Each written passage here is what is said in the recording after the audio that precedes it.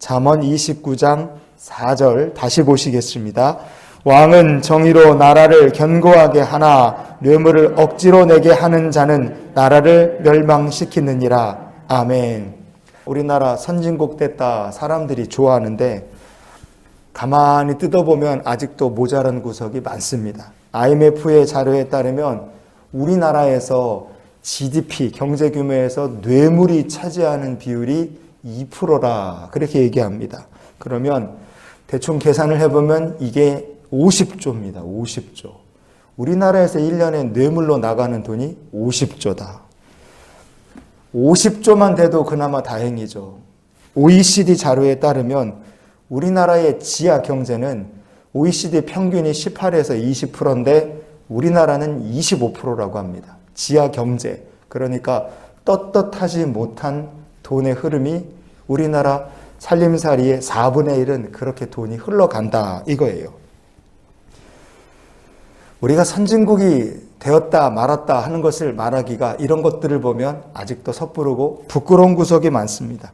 이렇게 뇌물이 많고 이렇게 지하 경제가 크다는 것은 영적으로 보면 아직 하나님의 나라, 왕같은 제사장의 민족, 선지자의 사명을 감당하기에 우리 민족이 아직 가야 될 길이 멀다 하는 것을 우리가 생각해 볼 수 있습니다. 지도자가 좋아하기를 뇌물을 좋아하고 뇌물을 내라고 쿡쿡 찌른다. 만약에 그런 지도자가 있다면 그런 행동과 그렇게 재물 사랑하는 것이 그 사람에게 그 민족에게 올무가 될 수밖에 없습니다. 그래서요. 잠언 29장의 25절 말씀을 우리가 한번 보시겠습니다. 사람을 두려워하면 올무에 걸리게 되거니와 여호와를 의지하는 자는 안전하리라. 아멘. 사람을 두려워하는 것은 지도자뿐 아니라 모든 사람이 스스로 올무에 자기가 빠지는 길입니다. 여러분, 우리가 사람을 두려워하는 것이 아니라 두려워해야 될 분 하나님 한 분만 두려워할 줄 아는 주의 백성들이 될 수 있기를 원합니다. 오늘 본문 뒷부분에 보면 뇌물을 억지로 내게 하는 자는 나라를 멸망시킨다 그랬어요. 뇌물을 억지로 내게 한다. 이거를 바꿔 말하면 우리가 뭐라고 합니까? 선물이라는 이름으로 포장된 강요하는 뇌물이 있다 이겁니다. 그런데 그렇게 하는 것도 지도자의 올무가 되고 영적인 타락을 일으키는 이 촉매제가 된다 이거예요. 하나님께서 그래서 이렇게 말씀하신 부분이 있어요. 이사야서 1장 23절을 같이 보시겠습니다. 내 고관들은 패역하여 도둑과 짝하며 다 뇌물을 사랑하며. 아멘. 뇌물을 사랑하고 뇌물이나 마찬가지인 예물을 구하던 사람들이 바로 이스라엘을 심판의 불구덩이로 밀어넣은 당사자들이었다 이겁니다. 여러분, 이렇게 뇌물을 억지로 내게 하는 자, 선물을 사랑하는 사람들이 있는 세상이 되었다 하는 것은 영적 전쟁에 불이 붙었다는 뜻입니다. 이거는요, 어떤 사람이 뇌물을 좋아한다 만다 그 문제가 아니라 그런 시대가 되면 결국은 주의 백성들도 함께 피해를 보기 때문에 우리가 기도를 강력하게 해서 영적 전쟁에서 승리해야 된다는 사인인 줄 깨닫기를 원합니다. 왜 이런 난리가 나겠습니까? 왜 이렇게 뇌물을 좋아하고 사람들이 선물을 사랑하는 그런 시대가 되느냐? 그것은 본질상 하나님이 아닌 것들을 우상으로 섬기고 있기 때문에 그렇습니다.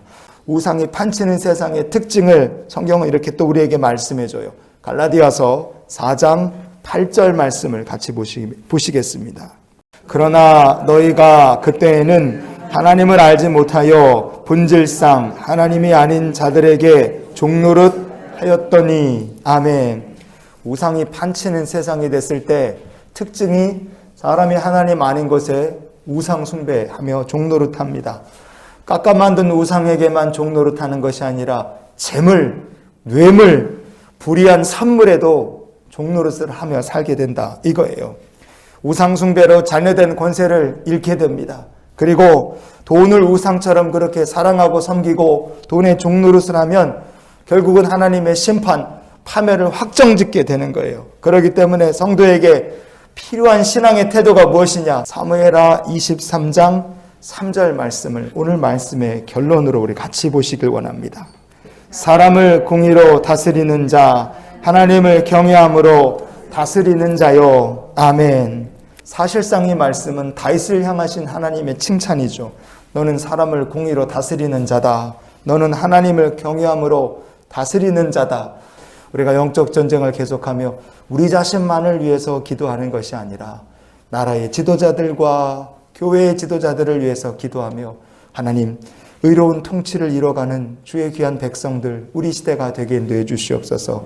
그래서 우리가 이런 기도로 오늘을 살기 원합니다. 하나님 오늘도 성령께서 주시는 선물을 사랑하며 사는 하루가 되게 하옵소서. 대한민국이라는 나라가 이 나라를 이끌어가는 지도자와 영적 리더들이 성령님이 주시는 선물을 사모하며 사는 지도자들이 되게 하시고 복된 나라가 되게 해 주옵소서.